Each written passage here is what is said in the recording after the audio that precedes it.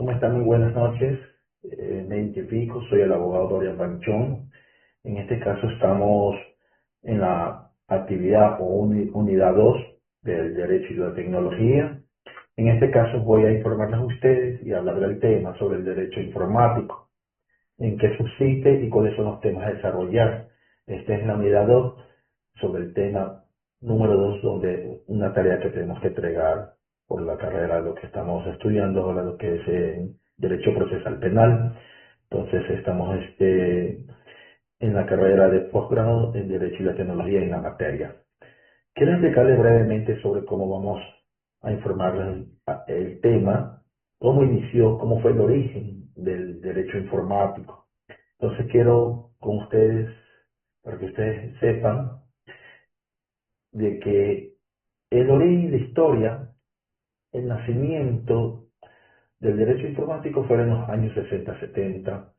Son las primeras reflexiones sobre la protección de datos, fueron los casos pioneros sobre la privacidad y sistemas automatizados.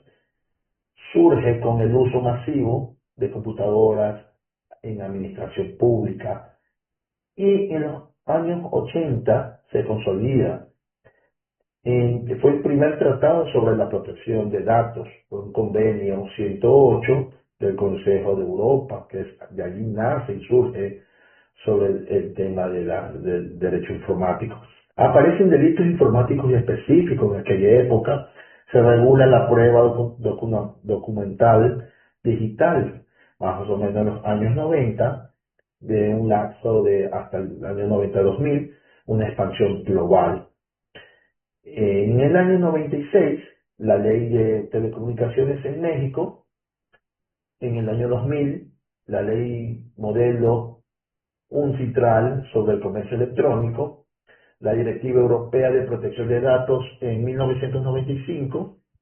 Surge la ciberdelincuencia como concepto jurídico en la era actual del 2000 hasta este presente año. Entonces ha ocurrido muchas ciberdelincuencias en la actualidad, entonces por eso se está regulando en las redes sociales, por ejemplo, en el iCloud o el computing o la IA, o a su vez en el GDPR europeo que en el año 2016. Son leyes específicas en América Latina. Entonces, de esta manera, entre las características principales del derecho informático encontramos los siguientes.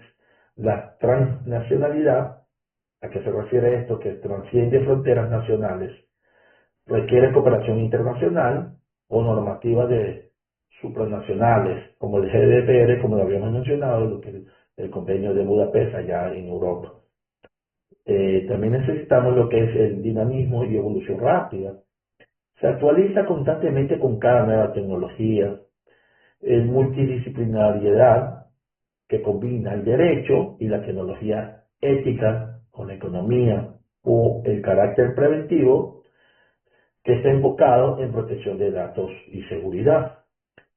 Y lo que es la especialización técnica, que se requiere la comprensión y el funcionamiento tecnológico, de terminología técnica y específica, pruebas periciales y especializadas. Entonces, todo aquello son entre las características principales del derecho informático y podemos encontrar muchas más.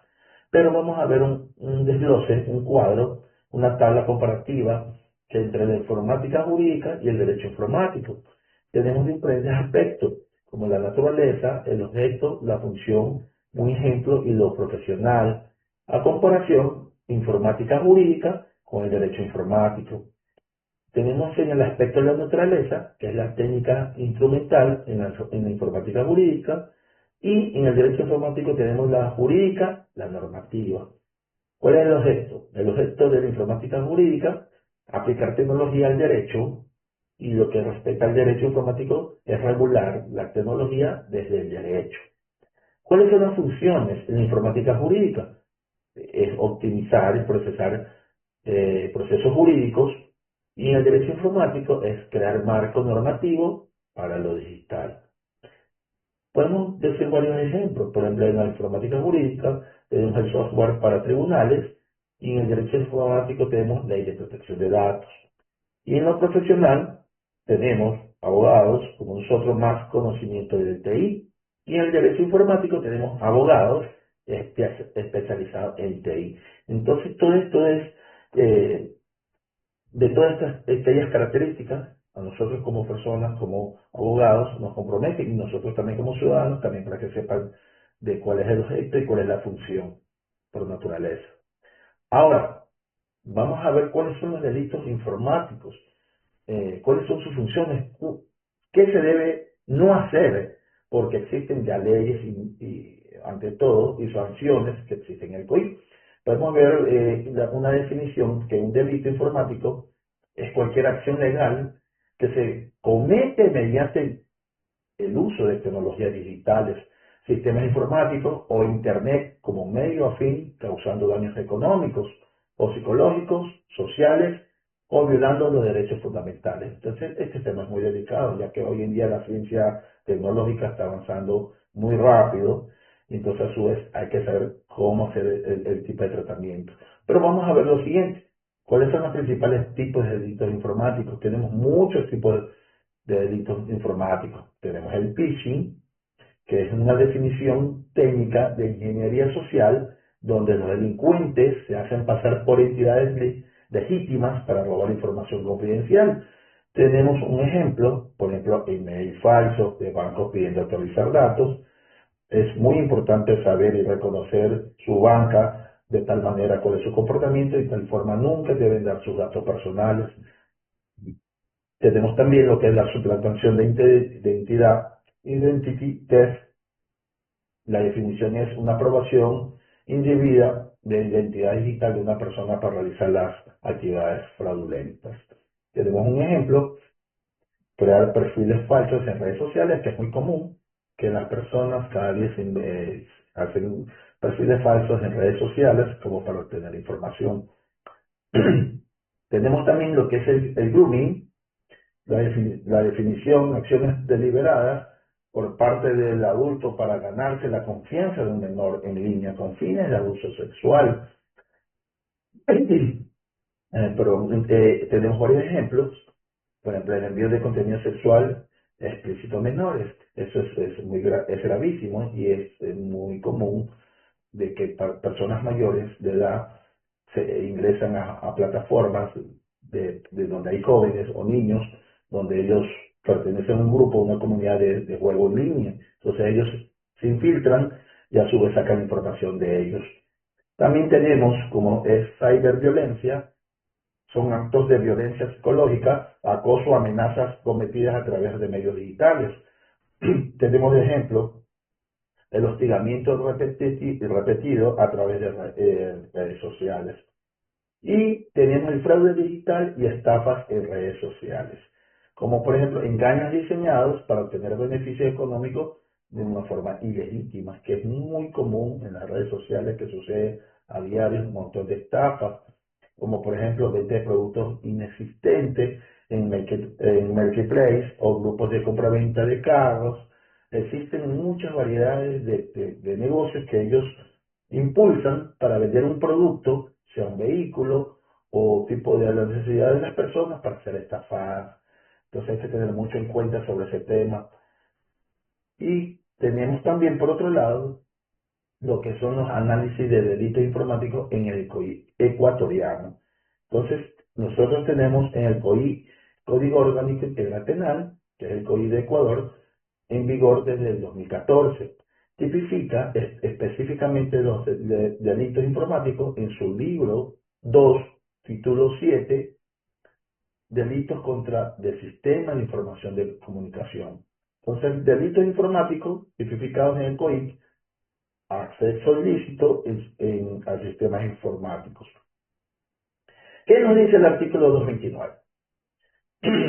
Quien sin autorización acceda, tercete, interfiera o use sistema informático, red telemática o parte de ella, la pena es de 1 a 3 años de prisión. Las agravantes si se accede a sistemas estatales, financieros o de servicios básicos.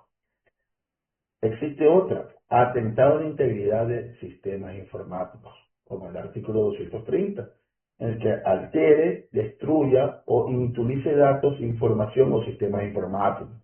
La pena aumenta de 3 a 5 años de prisión.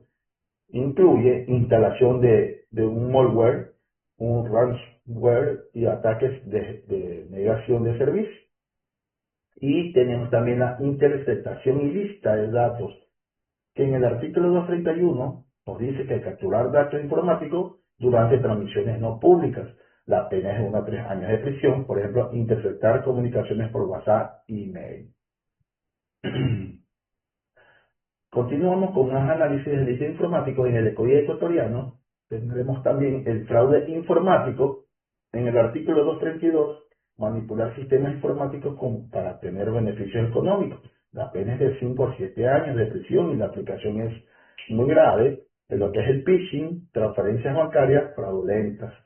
Entonces, existe también otro delito informático como la falsificación informática, que es el artículo 233, como crear, modificar o eliminar datos informáticos para que tengan efectos jurídicos.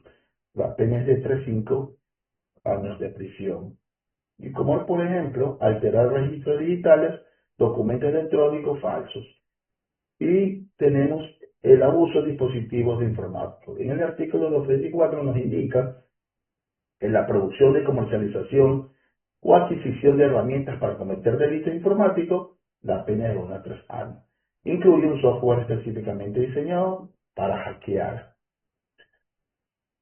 Los delitos con hechos relacionados existen también como acoso electrónico, que indica en el artículo 176, perseguir, vigilar o hostigar a una persona mediante medios electrónicos.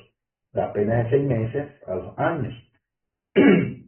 Es muy común que existe en las redes sociales un hostigamiento, sea por deuda, sea por tipo de venganza o tipo de cosas que las personas a veces suelen cometer, el tipo de hostigamiento en las redes sociales hacia otro individuo. Existe la violación de la intimidad. El artículo 180 nos indica acceder, captar o difundir información de la vida privada sin autorización. Aplica el hackeo de cuentas personales, acceso a la información privada. Y por último, pornografía con personas menores de edad. El artículo 171 indica producción, distribución o posesión de material pornográfico infantil por medio digital. La pena es de 13 a 16 años de prisión. En todo caso, esos son delitos con hechos relacionados en lo que es el derecho informático. Pero también tenemos que tener nosotros una evidencia digital o un informe pericial, porque no solamente es subir la información a la red social, tal persona la subió, pero sabemos de dónde proviene, de dónde inició sacar la evidencia digital para que la persona, el perito, haga un informe completo, un estudio pericial, para que la evidencia digital sea práctica y proporcional en la objetividad técnica. Los datos digitales no tienen sesgos emocionales, precisión temporal. El timestamp es exacto que establecen cronologías irrebatibles o la trazabilidad completa desde el origen hasta el destino de la información o la reproducibilidad, capacidad de recrear escenarios digitales idénticos, como casos de impacto mundial o ejemplos históricos como los Panama Papers, que fue muy sonado, Metadata, que reveló redes de corrupción, o en la operación de Odebrecht, que muchos funcionarios políticos están presos en la actualidad como email corporativo como prueba central. La conclusión es, la evidencia digital ya no es complementaria, sino esencial. ¿Por qué? Primero, el número 1, refleja la realidad contemporánea. Vivimos en sociedades digitalizadas. La número 2, aumenta la certeza judicial, reduce la subjetividad en las decisiones. Y el número 3, moderniza la justicia, adapta el sistema a los nuevos delitos y conflictos.